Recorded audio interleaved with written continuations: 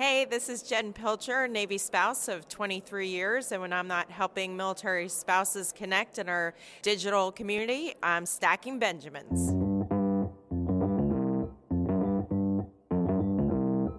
Live from Joe's mom's basement, it's the Stacking Benjamin Show.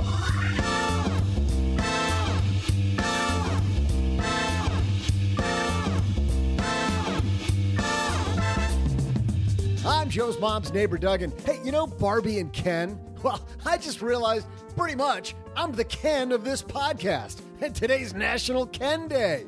Of course, I have perfect hair that never goes out of place, and my muscles are plastic perfect.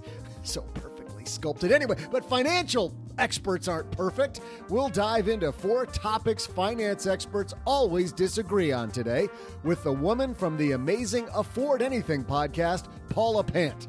And from the What's Up Next podcast, Doc G. And finally, from this super fantastic podcast, it's OG. Plus, during our Friday FinTech segment, we'll find out how to get to the peak with your goals.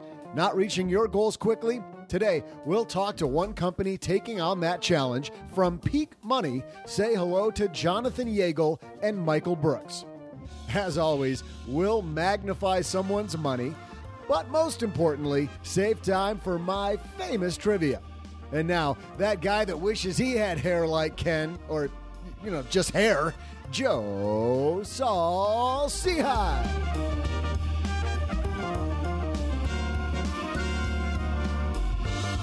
I think that's cheap. It is cheap taking a bald guy joke at me. Just take a swipe, Doug. Bring it at me, buddy. Hey, everybody. Welcome to Friday. I'm not going to let that get in my way because it's Friday on the Stacking Benjamin Show. And across the card table from me, it's my good friend with more hair than I have, Mr. OG. It's pretty perfect, too, actually. Pretty plastic perfect hair. Yes. It's pretty plasticky perfect. Doug does have a nice swath of flow going on up there. It's always slicked back, kind of in that top knot that he does. A little ponytail type deal. You just don't want to put a lighter next to it because his head's going up in flame with all that product in it. Just saying. Mm-hmm. Product. Yes. Product. Well, a guy like us who doesn't need product in his hair on my dad's shortwave, it's our good friend Doc G. I was about to say, Doug, that cuts to the core when you're talking about the hair, because I have the same problem there. But I was interested to know that he has a man bun. I've always wanted one of those. Yes. No, it's glorious. It gets longer and longer. It's turning into a ponytail. It is. It is scary work that Doug does there. I just don't want to know where that thing's going. But good news, a woman who has more hair than all three of us put together, live on the shortwave from outside of Las Vegas. It's our friend Paula. From inside of Las Vegas. I'm from downtown Las Vegas. Downtown Vegas. Vegas. By the hot dog vendor. I always forget. 2 hot dog vendors. There are 2 hot dog vendors within a 1-block radius. And there's a hair salon right by my building where I get all of that long, luscious hair colored and treated and conditioned and deep conditioned and shallowly conditioned. It's great. Do you call it that without prompting? Like, do you say, could you please cut my long, luscious hair, please? Yes, I do. In fact, that's how I constantly refer to it. One of my favorite cartoon characters as a kid was this character called Lady Lovely Locks, and her superpower was that she had beautiful hair, and that was all she did. That was her only superpower. She just had great hair. That was the whole show. See, this is a dream for you, Paula, and it's a nightmare for Doc G and I. Yeah, I was about to say, I never knew how much I loved my hair till it disappeared. Until it was gone. Yes. Another thing people love, guys, is the Stacker. That's our newsletter that comes out. When it comes out, you can not only get it when you get it. That's and you will right. like it when it shows up. You'll like it every time. The Stacker not only details a lot of my financial journey and a lot of the lessons punctuated by episodes called Strategy and Tactics that tells you exactly how to implement the stuff that I messed up. And it also tells you where OG and I are headed in the future. Head to stackingbenjamins.com/stacker for more. And we got a great show today. We got Paula here. We got Doc G here. We got OG here. So let's get the fighting started.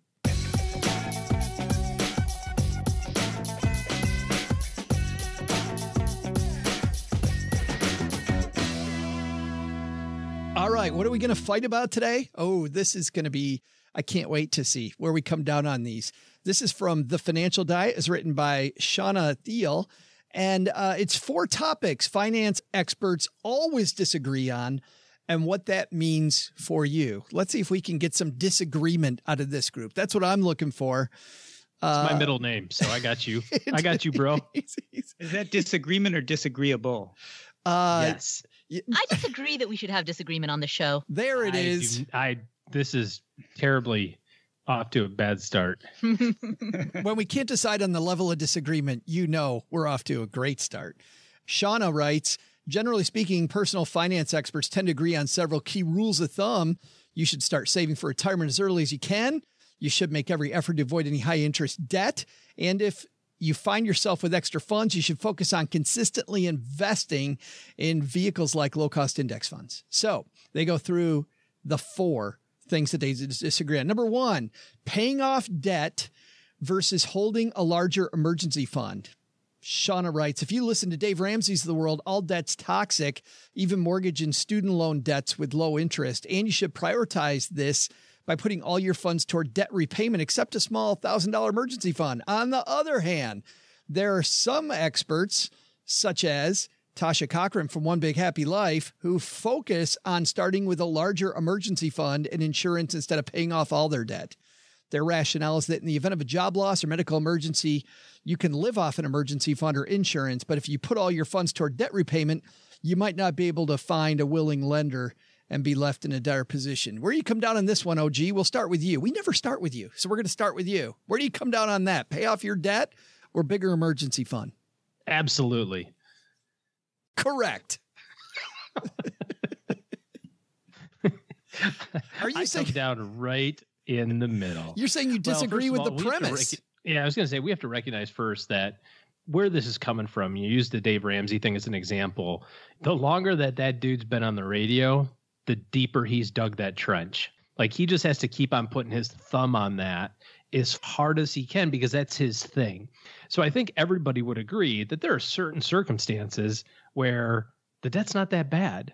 And we have clients that have student loan debt from going to medical school. That's at like 1.6%, 1.7%. I think everybody gets behind the idea that I can invest money or I can even have it sit in my freaking savings account for the same rate, and that interest rate arbitrage thing sort of pays off at that level.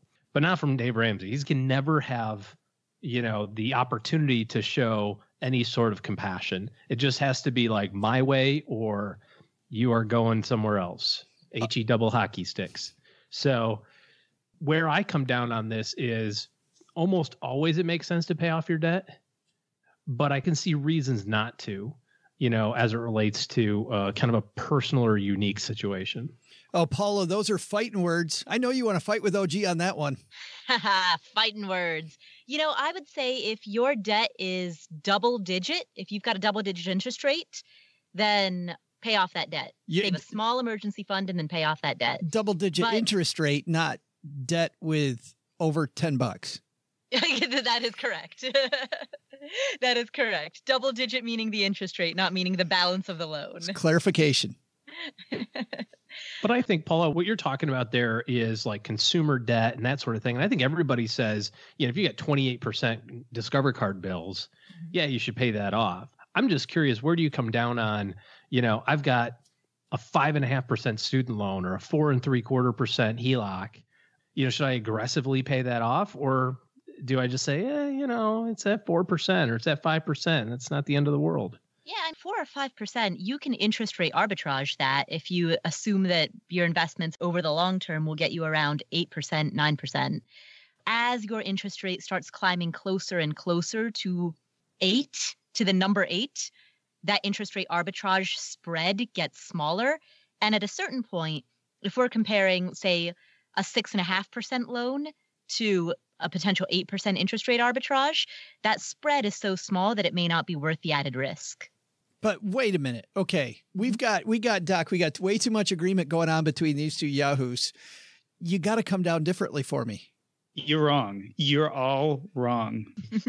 That's it. I hate to be the one to say it, and maybe every conversation requires us to say that personal finance is finance is personal, right? So it depends. Like me as a physician, I have a very stable income. So I don't worry about it as much. I don't really need as much of an emergency fund. I know that I can work and I'll be in a stable position and I can get a job. And so it's not something I worry about much. Yet, if I was worried about the possibility of losing my job, if I was worried about huge medical costs that I knew were on their way, if I was in an unstable position, then I probably, would want more of an emergency fund. Where I stand right now, it's just not as important.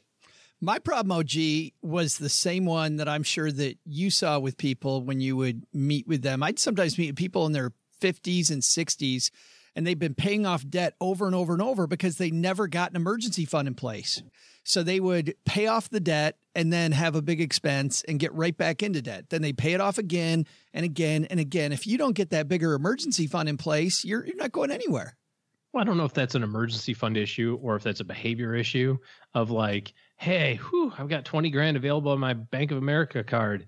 Finally, I can get the couch and TV and living room set that I wanted. Great news. It's only going to be 0% for the next 15 months or whatever it is.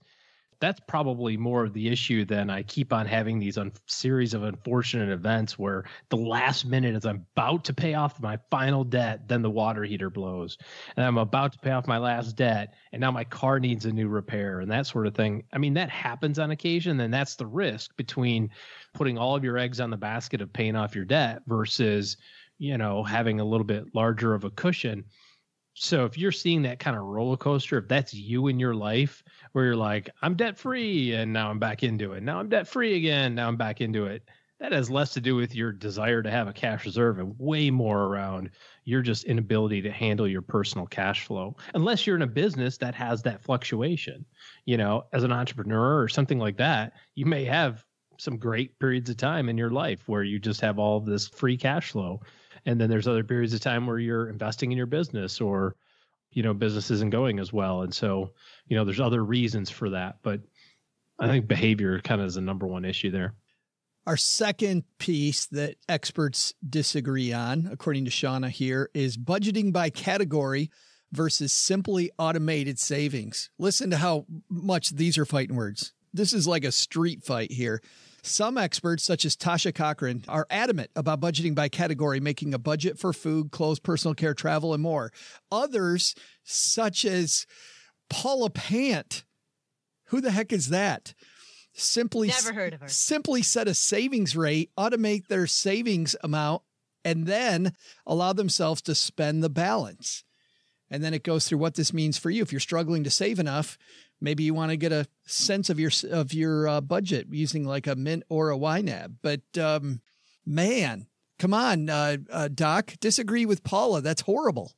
I hate to tell you, but I'm 100% in agreement with her. I mean, I'm not a big budgeting fan. I think what you do is you take, when we were young, we took one of our incomes, whether it was my wife or my own, and we just put it away. And that was untouchable. By trial and error, we tended to figure out what to do with the other half. And so I've never been a big fan of itemized budgets. I just think it's too much spreadsheeting for me, Joe. I can't do it. Oh, gee. I know you're a huge budgeter. You sit at the spreadsheet like all day long. See, I know this isn't going to go well because I've been co-hosting for 8 years with you. When Doc says he doesn't budget, I'm like, oh, crap. Yep, we're out. Yep. This is a no-go for everybody.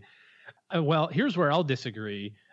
I don't even put any money in savings. So that way I can spend everything and I don't have to worry at all about the future because,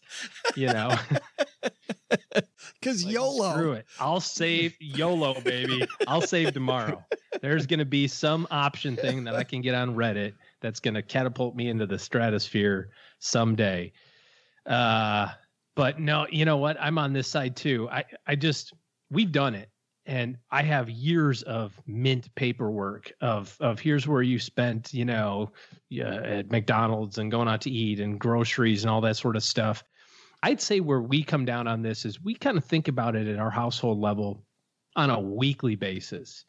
I'm less interested in keeping track of, hey, how much did you spend on food this week? How much did you spend on going out to eat? How much did you spend on charitable donations? I don't care about any of that stuff. We put everything on one credit card just about. All I care about is the dollar amount. And so we just know, okay, we need to be right around this on a weekly basis. And if that number starts creeping up a little too high, that means next week we kind of got to let off the gas a little bit. If we're a little under it, maybe, this weekend we go out to the Sizzler or something, it just kind of depends on how we're doing on cash flow. But I've done the budgeting thing. I've done the sit down. I'll tell you what we do though, mainly is a spending plan. So as opposed to the budget, I'm going to sit down with my calendar at the beginning of the month and say, here's where these cash flow items are. We've got, charitable giving, and here's where this bill's due and the mortgage and that sort of stuff. And I'm a big believer in the fact that you can trick yourself into knowing this in advance. If you plan out your month and you say, hey, at the end of the month, I'm going to have $500 left over and I should be able to invest that for my, retirement or for my cash reserve or for kids' college or whatever. Your brain doesn't know that was pretend. Your brain already experienced it. It's like deja vu. So you will sort of fall into that pattern. So by the end of the month, you will have the $500 left over. I hate the fact, Paula, these two yahoos won't look you in the eye and fight with you. I will. I will. I think there's a time when you have to know the line items, where you have to know all the line items. I think if you're somebody that is counting on every single dollar and doesn't know where your money's going and you need to take the reins back, you should have like a zero budget. I really like the zero budget plan where every dollar has a use at the start of the month. I think for those people, it's super important. So there. Ooh, fighting words. Well, my platform is if line itemizing works for you, then if it ain't broke, don't fix it. If it's working for you, then keep on keeping on. I introduced this concept of what I call the anti-budget, which is decide what amount you want to save, yank that off the top, and then spend the rest. I proposed that idea because what I saw was that for many people, line itemized budgeting had low long-term compliance. It's kind of like dieting, like calorie counting. You might be excited about calorie counting for a week or two, but how many people regularly track every ounce of food that they eat and put it into a MyFitnessPal app and count every single calorie or macro every day for years? Almost nobody. It's a small minority of the population. A small minority starts with Doc, ends with G. Yes. I have been putting my food into MyFitnessPal for at least 3 to 4 years. Oh my God. Really? Yeah. And I know, Joe, you've been tracking with MetPro too, right? Tracking is a different. Why are you bringing me into it? Because I can't be alone on this island. Because I just heard I heard Doc G say that.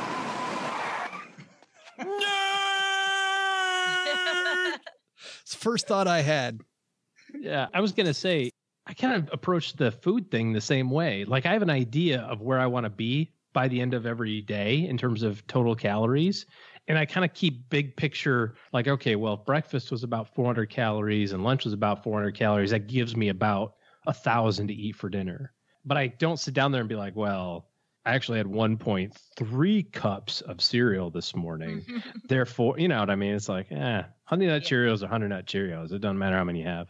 I do that. I put down like 1.35. You like weigh it in grams? I do. Grams? If I could, I would. Grams of Cheerios you have? I have to weigh all my food now. Yeah, it gets kind of complicated when you're at the bar and you're trying to weigh out that extra, pint of alcohol, but it works. The only thing that Doug measures in grams is stuff that we can't talk about. No. Talking about Honey Nut Cheerios? Are you talking about the Cocoa Puffs? Is that what you're talking about? Smashed up Smarties. Right. Oh boy, that took a right turn in a hurry. All right, number 3 on this list, cutting expenses versus growing income. For years, personal finance was all about cutting expenses with advisors such as the author of The Latte Factor.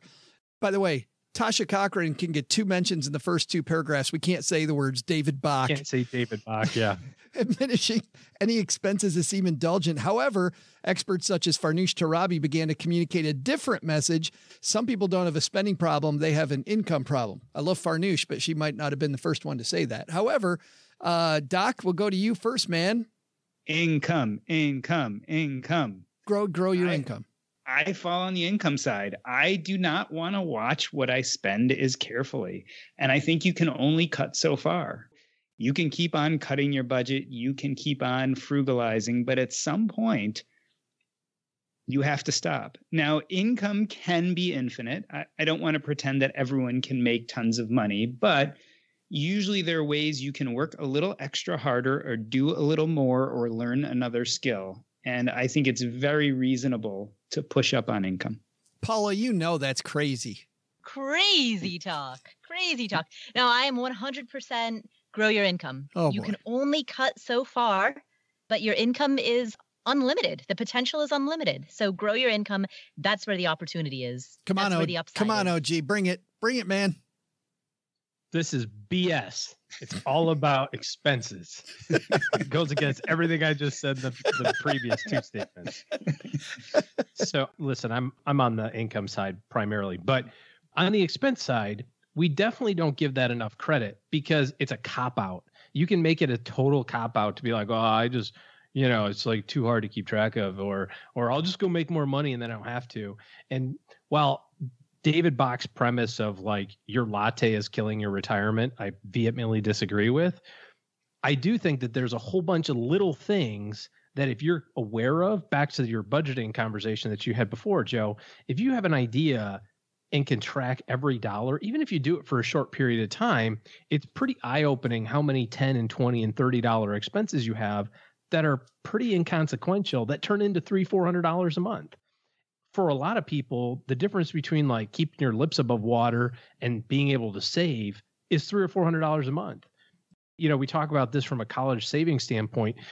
People who want to pay for their kids' college, it requires give or take $100 per month per kid per year of school you want to pay for.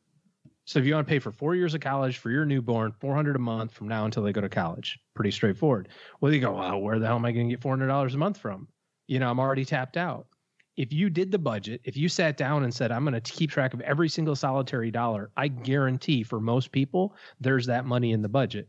It might be from things that you don't want to cut, but that's a whole different discussion. But those $20 and $30 expenses on a daily, weekly basis add up to a whole bunch of money. So you can cut your way to financial independence. It's just not as fun. I will say that the one argument that pushes me towards saving as opposed to income is just this idea that if you save $10, that's $10 in your pocket. But if you make $10, it's, between $7 and $8 in your pocket or even less. So that's the one benefit of saving versus making the money is you don't have to pay the taxes the same way. Isn't this really, though, neither? I mean, really, isn't it neither or both? Come on now. What are you just trying to pick a fight? Like I totally went down the side. I didn't even want to do that. I was going to say income. And now I tried to make good radio, and now you're going to just rain on everybody's parade no matter what. But it is. It's the gulf between the two. I see people on one side or the other, this one, and that's what drives me crazy. I'm like, no, it's not either or. It's the gulf between the two. Because we all know people that make money hand over fist and can't save a dime. So it's not about, you can more money. Sometimes we know those people intimately. Looking at you, Doug. Paula, you were going to say? Oh, was I going to say something? I thought I heard you go like you were getting ready to say something brilliant. Save the podcast. Uh-oh. No? No. High hopes. But it is the gulf between the two, don't you think? I've always referred to this as minding the gap. It's that gap. The gap between savings and spending. But again, just to give one final argument for the earn more side, the only way to grow that gap is by either spending less or earning more, or a combination of both. And your potential on either side is different. The spending less potential, there's only a limited bandwidth that you've got there. I totally agree that it's easier on the income. I agree with what all you guys are saying there. Just don't want people to think that that's the whole argument. So I'll tell you something. the first three of these, maybe it's being in finance for a long time, I just kind of went, yeah, okay, all right. I definitely come down on one side on this last one. Like I even read it and I got all a little angry. And it is rules of thumb versus more nuance. Financial news, Shauna writes, is not unlike any other news. Bold headlines tend to get the attention. Quick rules of thumb can help writers make bold headlines and write a punchy story. You may have heard some of these rules of thumb. You should have 1 times your income saved for retirement by the time you're 30. Save 10 to 15% of your income for retirement. Spend no more than 30% of your income on housing. 4% rule, right? Rules of thumb versus more nuance. OG? I think 1,000%. Paula? Nuance. Except the 4% rule, because that's inviolate, but everything else. But in defense of rules of thumb, I will say that is a great starting point for people. Like I talk to so many people who say, oh, I know nothing about finance. The whole thing seems overwhelming. And if you can introduce people to this world through broad rules of thumb, and then if they want to get nerdy about it, they can dive into the nuance. But if they don't want to get nerdy about it, they can just coast on those rules of thumb. I think that's perfectly fine. I think part of the problem with the whole rule of thumb thing is that it can get so overwhelming. Like you said, Paula, with people who are just getting started. If you're somebody who's got up to your eyeballs in consumer debt, and you hear people talk about having 6 months worth of your expenses sitting in a bank account, that seems like not only is it not possible for you, it can't possibly be possible for anyone else. And when you think about like the 4% rule and you're just kind of back of the envelope calculating it, not even adding inflation, and you say, okay, I want to spend $50,000 a year, because that's what I make right now. I make 50 grand a year. And the internet is telling me, or this quick calculation on BuzzFeed is telling me that I need to have freaking $1.2 million. Like there is no freaking way that that's possible. And I think what's detrimental about that is that you start losing time. Then you start going like, you just throw your hands up and go, well, not possible. And then it takes a conversation about it being a little bit more nuanced to go, no, man, it's only $200 a month, or it's only, you got to start with 5% in your 401k, and then they're going to give you 5% on top of it. And that's how you're going to get there or whatever. And that's going to be personal to that person. So I think my biggest problem with the whole rule of thumb thing, notwithstanding the fact that it's generally wrong, is that it just sends the wrong message. I think it's just too overwhelming for most people. I just think that when it comes to the real actual planning, it's so much easier than people think it is. Like we get overwhelmed and we're like, oh my goodness. And then you look at how much time the really good planners actually spend planning. It doesn't take as long as you think. And it's not as hard as you think. And you start walking down that road and it's so much more satisfying when you know that it applies directly to you. And by the way, it is not impossible. OG, you already know that. All right. First academic alert. Wiggum, Ralph. No, Ralph. This means you're failing English. Me fail English? That's impossible.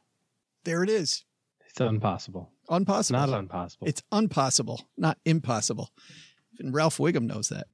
Big takeaway from these, Paula? I was just thinking of a Homer Simpson quote, which is English. Why do I have to learn English? I'm never going to England. That's a great point. But is that your takeaway?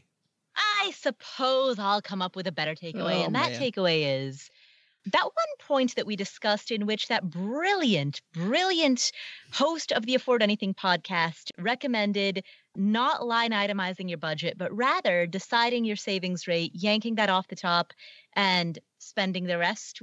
I really advocate for that. And I think that was the best part of this article. You're going to write a letter to Shauna thanking her, aren't you? Absolutely. For writing this piece. Doc, you can come up with a better one than that. It's all about the shades of gray. Obviously, depending on who you are and your own situation, you may answer either side of all four of those arguments. And it depends who you are, what your situation is, what your personality is, and what your financial state is. And I think It's different for each person. So as opposed to looking for the one right answer, you need to look for what answers fit your life best. Oh, come on, OG. Fight with those. Fight with that. I don't know that I can do any better than that, but I do appreciate the fact that Paula was able to use herself as her favorite part of today's article. So.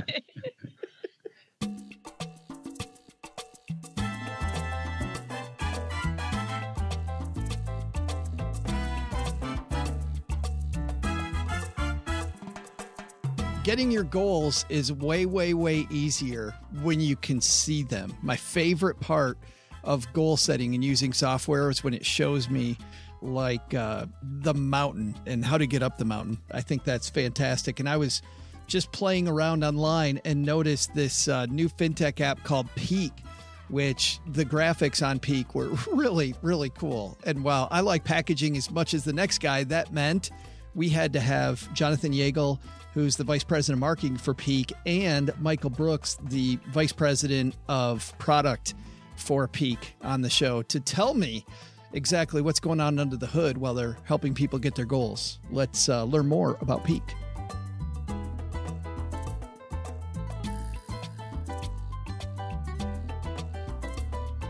Walking down the stairs to the basement, look at these two handsome gentlemen, Jonathan and Michael, two of the brains behind Peak, join us. How are you guys? Great. Well. How are you? Oh, well, I'm great now that you're here. So tell me, and I guess who should answer this first question about how Peak got started? I love hearing a good origin story. Was it you saw, things weren't going well in the banking industry and you thought you'd help it out? Or was it a personal problem you were having? Who'd like to take that one? Sure, I can take it. This is Jonathan.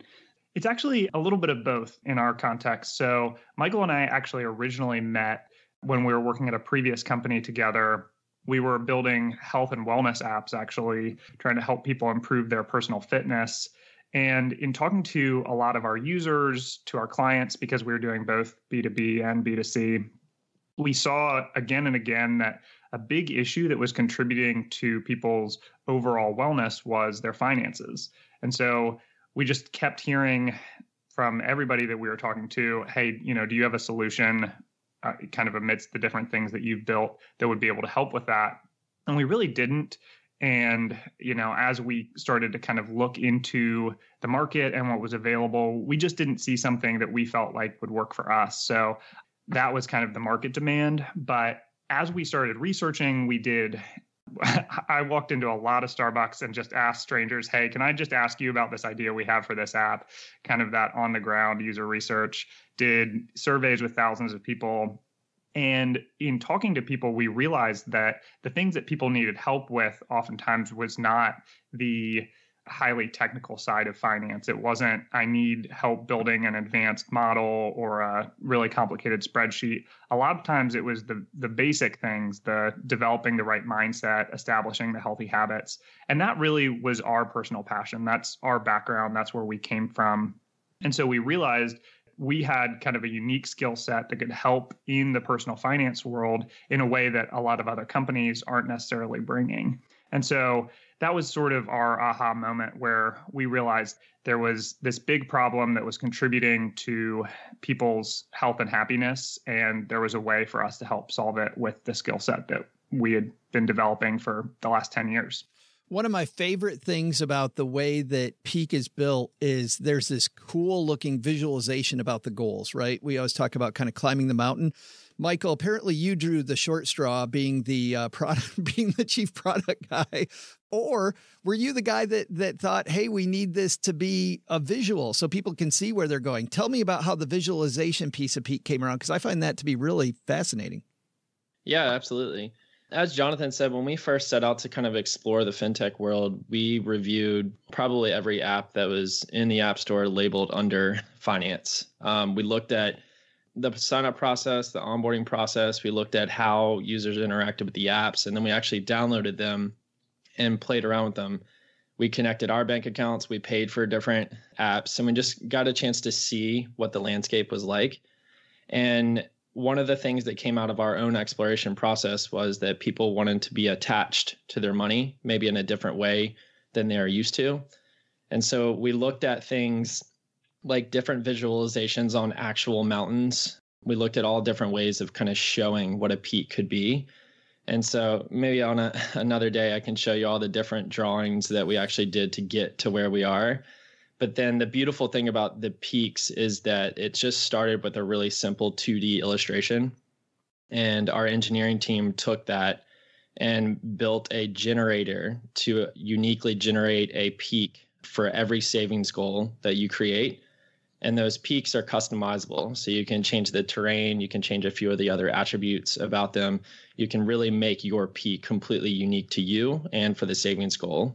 So we've seen a lot of people come up with their own color schemes inside of their multiple peaks that they have.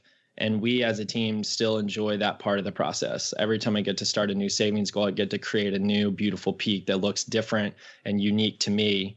So that's something that we were really excited about. And we knew that that was something that people could see and really recognize that this is a peak. This is a digital mountain, something I want to climb and something I want to achieve. So it really became that foundation of some of our visual design. Boy, and I think, Jonathan, to Michael's point, we talk a lot about behavioral economics, right? It's all about changing your behavior and being able to customize that. I'm sure you guys have seen users, even here early on, this helps people change their behavior, which is much more important than just a pretty app.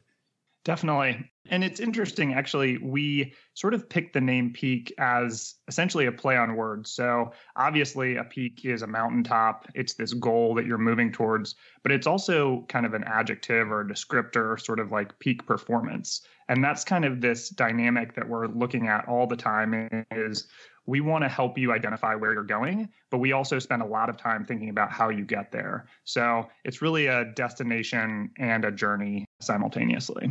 The interesting thing that I wonder is, do you ever find that people are afraid to see just how far away the peak is at first?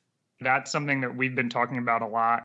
What is people's experience in this goal setting process? I actually have been surprised. I will say that I was wrong early on. I really thought that the accomplishment of the goal would be the big anchoring point and that people would feel, and I'm sure that they do feel progressively more excited and happier as they get closer. But we've been surprised to see that a lot of people are really enjoying the process. So one, setting up the goal.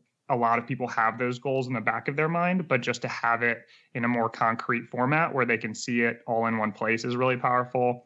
And then I think it is just kind of the day-to-day coming back to the app and seeing that you're making gradual progress, I think is really encouraging for people.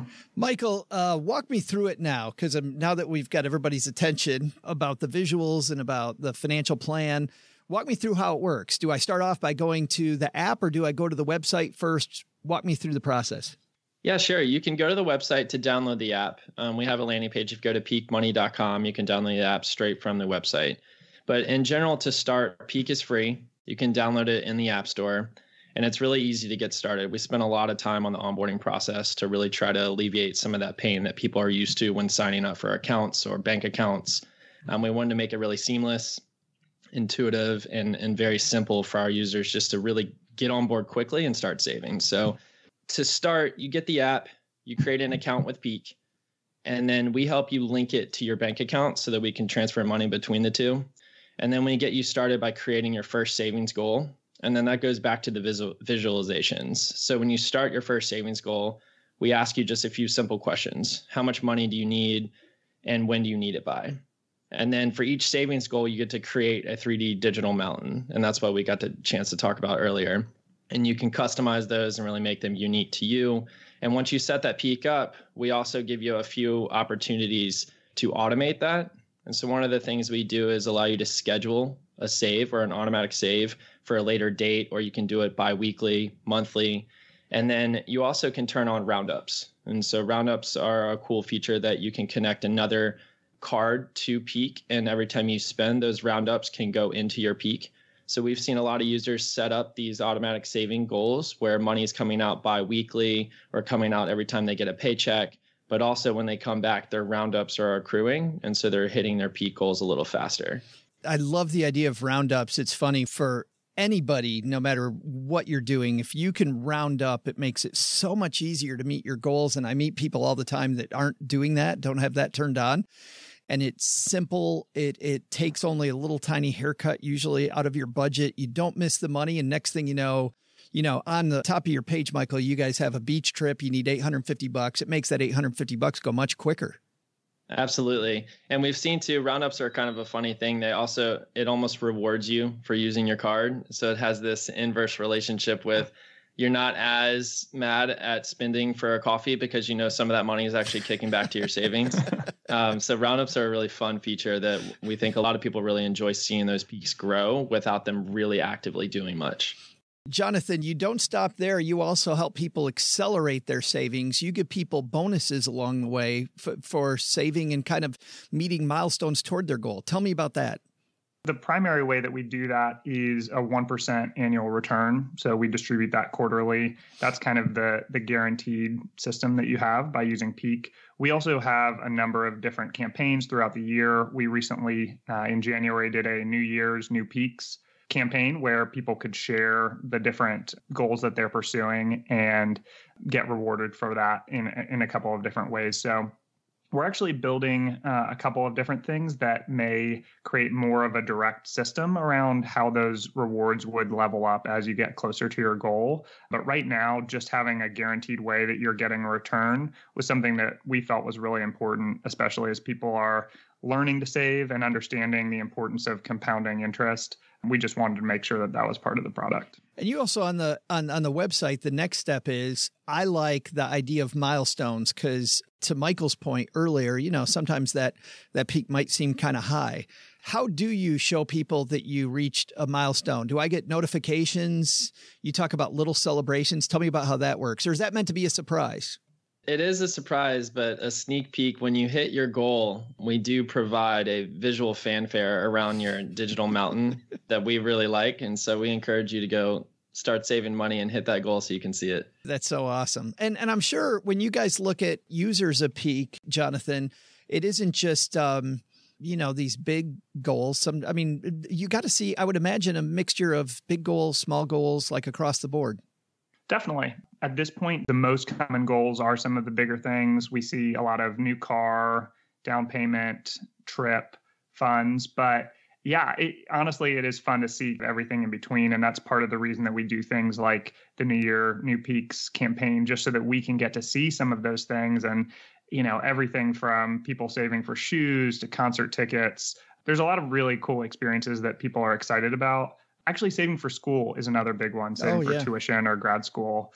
I think that makes us feel like we're part of that journey. We're getting to support them in reaching this big goal in their life.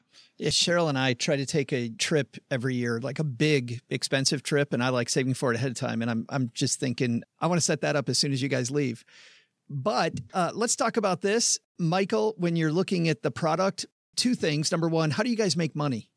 Right now, it's really about the marginal interest. We give our users the 1% annual return distributed quarterly, but we make a little bit of money off of that. And currently, we're exploring different opportunities down the road to really push on where and how we make that money. Currently, we're focused on user growth and deposit growth with our users and really just trying to build out the best feature set that supports them right now.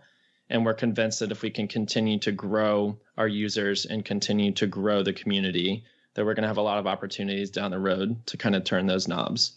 And speaking of opportunities, you gentlemen know nobody listens to the show. It's just you and I, so you can share deep, dark secrets about what's coming up. What do you see is up next for Peak? Where are you guys headed next? Yeah, so in general, we want to continue to build the things that our users love. And right now, we're really focused on developing more ways to help reduce their financial stress. And so throughout the app, you can see a couple different ways that we're already doing that. We want to go a little bit further on that. We also, when we set out to build Peak, we really tried to build the best possible savings app out there. We aren't quite there yet, but we're really excited about our product roadmap, and we have some really cool things that are coming later this year. Man, I don't know. It looks great to me, just the way it is. I mean, that's why we want to have you on. I think it just, the look is fantastic. Got a lot of people out there that are Android users. Tell me about the roadmap to including them. Yeah, definitely. We've been asked this question a lot. And in the beginning, we really just wanted to focus on iOS. That allowed us to move fast. We could build and iterate quickly without having to support multiple platforms. But going forward, we definitely have some ideas of really expanding where Peak is and how you access Peak. And so I would tell all those Android users just to stay tuned. All right, deal. I like how specific you are about that, Michael. Nice job. I'm under strict rules by my engineering team to not speak about that kind of stuff yet. Well, Jonathan, Mom told me that you guys had a great offer just for our listeners, which thank you so much for doing that. That was when you reached out and said, hey, we could do something special. Tell us what you have for stackers. Yeah, absolutely. So we're a big fan of you and wanted to support other people in the audience. And so we'll actually be able to offer a $20 savings match for the Stacker audience. So if you are a subscriber to the Stacker newsletter, all you need to do is email us at hello@peakmoney.com once you've created your Peak account and use the subject line Money Party. We will match your first $20 of savings. So you can put that towards anything. You can take a trip and come visit Joe in the basement. That's right. You can come to game night. You got to come to board game night in the basement. Well, thank you so much for that. And it's exciting because when people sign up for the Stacker, you also get kind of my journey and you get a piece of like me trying to be at peak as well. So peak efficiency. Michael, Jonathan, thanks for hanging out with us for a few minutes to talk about Peak. By the way, guys, we'll have links to everything that Jonathan and Michael talked about in our show notes page at stackybenjamins.com. So if you forget Peak money, we got you covered. Thanks a lot, guys. Thank you, Joe. Thanks, Joe. Hey there, Stackers. I'm Joe's mom's neighbor, Doug. And are you ready for my famous Ken Day themed trivia? Here's the question. While guys everywhere know who Ken is, he had an even more famous friend named Barbie. How much did the first Barbie cost? I'll be back with the answer and maybe a sports car or your dream house in just a moment.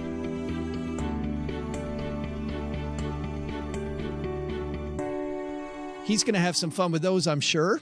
Those can keep a guy like Doug entertained for minutes. The score of this shindig is Len, who Doc is playing for today, has 3. OG pulled even with 3. And Paula has 1, which means, Paula, you get to decide, are you going to guess first, in the middle, or last how much Barbie originally cost? I will guess last. OG? I'll go first, yeah. All right, which puts Doc in the middle, playing for Len. So, what are you thinking, OG? How much did Barbie cost when she first came out? All right. Did we know when Barbies first came out? Is that information? We did not give you that information. Mm-hmm.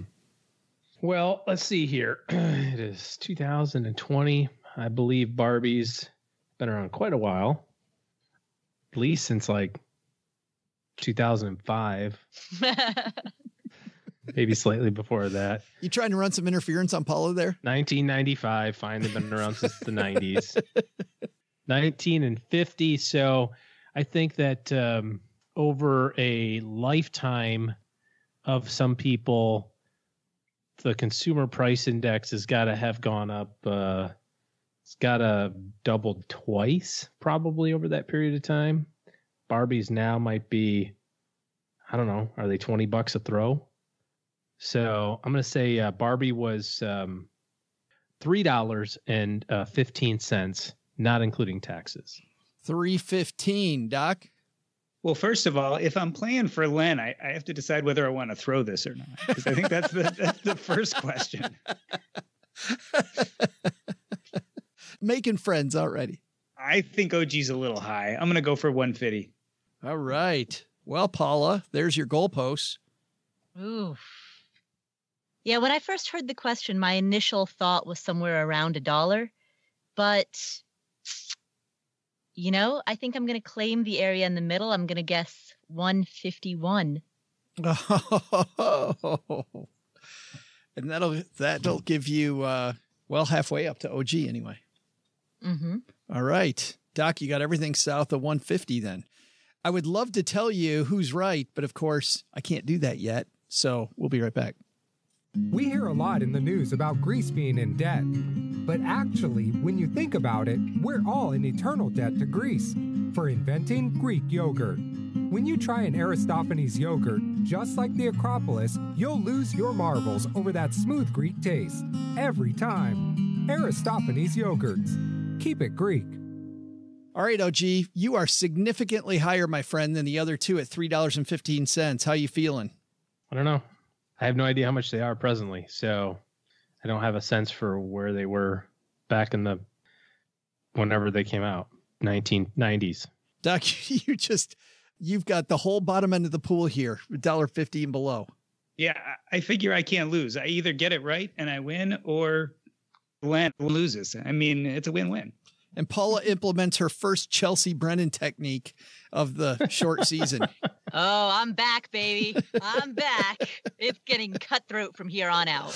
Well, let's see if this is going to work for Paula and she gets back in the game today. Doug? Welcome back, Stackers. I'm Joe's mom's neighbor, Doug. And okay. I'll put down the handheld mirror to admire my wonderful hair like Ken did in all of those commercials. Let's see. I got your trivia answer right here. Here we go. Let's recap the trivia question, shall we? How much did the first Barbie cost? Well, she looks great for her age, as does Ken. But Barbie is 61 years old. So Barbie first sold at a time when gas prices were around 51 cents a gallon. So if you said that Barbie cost a whopping $3, you'd be right. Now, time for me to get back to focusing on my Ken-like abs of solid concrete. See ya! Whoa. Woohoo, that was pretty darn close, OG. Yeah. Good thing we didn't play closest without going over. I thought, yeah, exactly. Then Paula would have been back in business. This whole new rule thing, Paula, just messing with you. Totally. It's throwing me for a loop. That is horrible. $3. Hot darn. There it is. Hey, let's take out the magnifying glass, guys, and help somebody do better with their money. Today's hotline call comes to us courtesy of MagnifyMoney.com. Doc, you know what happens when you go to StackyBenjamins.com/magnifymoney? Something really important. And amazing. You find out that those brick and mortar baked products you use, not that good, because over 92% of the products available online all ranked at Magnify Money, and you can choose from a much better list. In fact, it's so sad. Did you see the thing about Bank of America? This has been a little while ago now, but Bank of America just saying in their quarterly earnings report, savers not demanding that savings accounts pay any more money, so they're not. Bank of America telling their customers in the earnings report, we're handing it to the shareholders instead of you. Over 92%. I appreciate the candor. Isn't it amazing? Yeah. Does that make you want to go bank with them, Paula? It makes me want to be a shareholder. Hey, they're ripping off their customers. Give me some of that stock. I want that one. Head to StackyBenjamins.com/magnify money for more. Today, we're going to help Mike magnify his money. Say hi, Mike. Hey, Joe and OG. I am trying to create a fancy-dancy spreadsheet to keep a year-to-date record of my family's finances, and I'm trying to figure out where I should put everything. I use Mint, but I want to be a little bit more in control of how things look. I have one question for you. Do I put retirement contributions in the expense category or in the savings category? Mint categorizes that as an expense, but I view it more as a savings, so I don't know. Oh, and if you could do me a solid and let Doug know that I will be coming over for his mom's meatloaf, that'd be great. See ya. You guys can pass it on to him. I'm not passing it on. That we're getting those two yahoos together.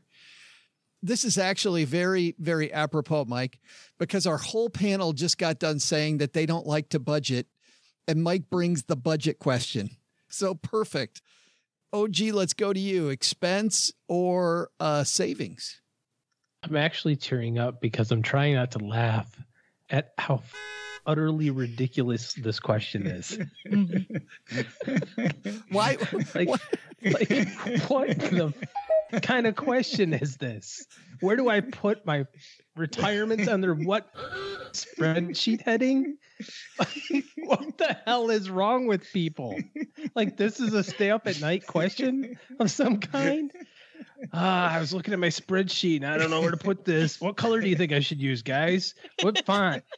I was thinking about Cambria, but that's kind of the go-to that Microsoft uses these days. But Helvetia is kind of a little bit more my style. Oh my God. You know Mike's an engineer. You know Mike's an engineer. Oh, I chalk it up to dude who's like, all right, straight up, I need a new t-shirt. What can I do?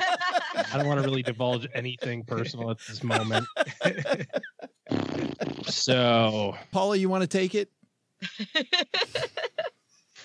Oh, I don't know how I can follow up that. I can take I feel it like for the team any if words you out of my mouth would be boring from this point forward. Doc, you want it?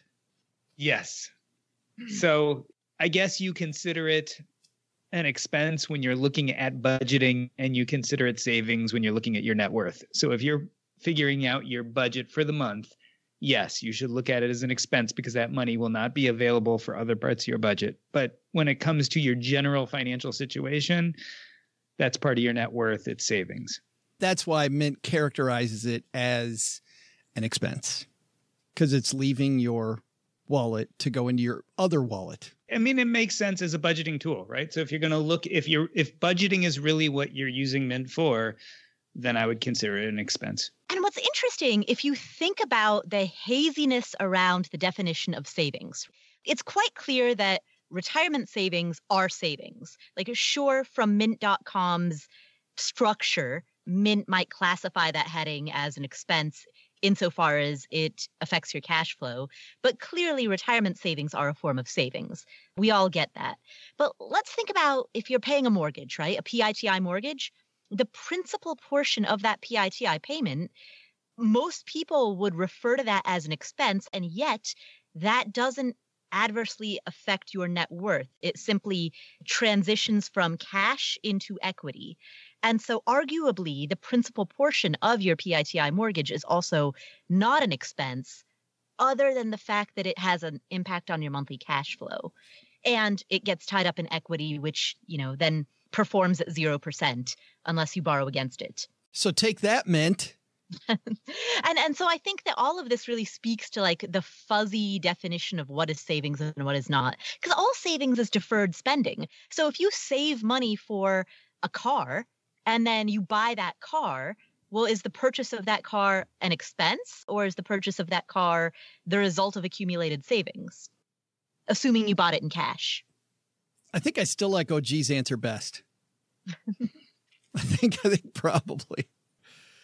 Thanks for that, Mike. We haven't heard a tirade like that out of OG in a long time. So nice job. Good work. That's going to do it for today. By the way, if you want to call in with maybe a little bit more personal question than Mike had, it's stackingbenjamins.com/voicemail for more. All right. Let's talk about what you Yahoos are doing today. OG, besides this show, you're not doing another one. So what's going on this weekend? I'm not doing another one.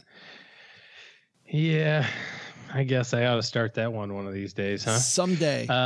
Someday. This weekend is the end of spring break. My wife and middle kid have been out skiing all week, so that's been fun to be hanging out solo with the other two.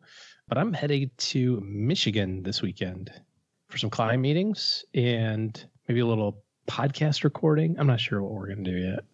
Could be fun. Could be a good time. It might be. We have a secret podcasting project that we're going to be working on, which is going to be kind of hilarious. Codename Secret Podcasting Project. Yes. Mm-hmm. Yes. So no one will guess what it is. Not at all. Or that it's secret. Right. I hear things remain secret when you broadcast them to an audience of ones or twos. Yeah. Tens. Whoa. Tens of people in this audience. Easy. Paula, what's going on at Afford Anything? On the Afford Anything podcast, of course, there's a guy by the name of Joe Saul Seahigh who joins me about once a month. That's scary. To answer questions that come from the community. We also have an interview with Grant Baldwin. He is an entrepreneur who talks about how he quit his job. He did the opposite of what people in the FIRE movement do. When his wife was 4 or 5 months pregnant, he quit his job, with absolutely zero savings and zero plan. So he talks about what compelled him to do that and what happened next. And how soon it took for the divorce to happen. Exactly. Actually, they are living happily ever after, which is very nice. Yes. They are. They're living happily ever after. So he talks about how he got from point A to point today. Yeah, sorry. I should have said spoiler there, Paula. I shouldn't have done the foreshadowing of that ending. Doc, what's going on at the What's Up Next podcast? So I am currently hanging out at the White Coat Investor Conference in Las Vegas and preparing to go give a talk in Pennsylvania next week for a medical conference. On the What's Up Next podcast, we have the why of board games and personal finance. Can you believe they did that without me? Don't know how that happened. You know, our scheduler just did not get you for some reason. I don't know. You must have fallen through the cracks. I think somebody needs to get canned, OG. It's a woeful oversight. Richie's going down. It's always Richie. Does Richie schedule for you too? You weren't supposed to know about that. No. Yeah, that's right. All right. We'll link to all those on our show notes page at stackybenjamins.com. Doug, you got it from here, man. What should we have learned today? Yeah, sure thing, Joe. Let me just finish polishing up my Corvette, and I'll tell everybody what they should have learned today. First, while experts don't always agree on financial advice, knowledge is power. Understanding why experts disagree will show you the truth, which, as always, is in the gray area. Second, striving to get some big financial goals, whether you use Peak or a different app, building a visual map to your goals will help you stay on track, meet milestones, and get there faster. But the big lesson? Barbie's dream house doesn't hold a candle to living in a basement. What's a dream house without a hot water heater in the corner? Canned peaches right over there. And I mean, what more could a guy want? I'm in the lap of luxury here. Special thanks to Doc G for coming down to the basement. You can find him wherever you're listening to this podcast under the What's Up Next podcast. Also, thanks to Jonathan Yagel and Michael Brooks for stopping down to the basement to let us know just how easy it can be to reach our financial goals. Want to take advantage of the fantastic Peak matching offer? Head to peakmoney.com. Paula Pant appears courtesy of AffordAnything.com and the Afford Anything podcast. This show is created by Joe Saul-Sehy, produced by Karen Rapine, and engineered by the amazing Steve Stewart. Online, visit us on Twitter at SBenjaminsCast or on our Facebook page. I'm Joe's mom's neighbor, Doug, and there's a 73% chance that I played Chuck on Happy Days. SB Podcasts may receive payment on the show from sponsors and guests in the form of books, giveaway items, discounts, or other remunerations. That's a big word. There's no way you take advice from these dorks, but like Joe's mom always says, don't take advice from people you don't know. This show is for entertainment purposes only, and before making any financial decisions, consult with a real financial advisor.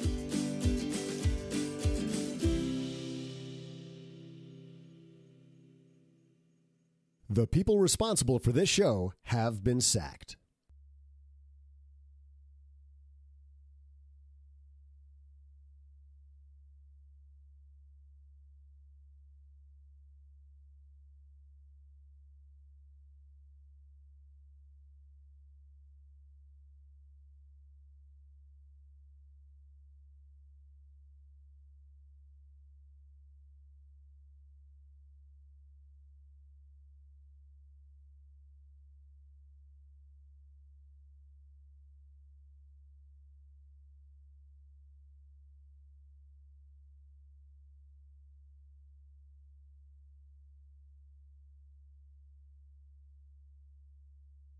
It makes me mad that I couldn't get you guys to fight more. I don't know if you guys know this, but this is supposed to be like a Jerry Springer episode.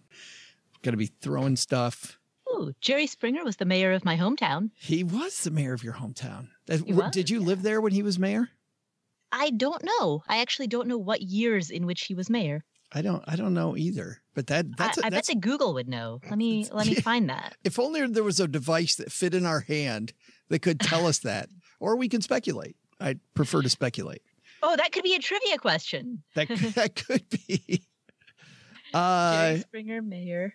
What year? But let's talk about, while Paula's looking that up, 1977. So that was before I existed. Just a hair before Paula existed. And swing and a miss. He was too early. Too early. I did not live under the reign of Mayor Springer. I was wondering if any of you have any times when you just had like a really dumb argument, not about personal finance, just an argument where you're like, come on, how am I involved? How am I even involved in this? OG? Well, as you were talking about this, there's a restaurant that we go to here in Dallas. It's a steak restaurant, right? So what do you think they have on the menu? Steak? Steak. Yes. With the accompaniments that come with steak, like potatoes and cream corn and stuff. Anyways, so they just send a message out to all their constituents. I'm on their email list that says, our menu has something for everyone. Try our new plant-based and vegetarian options.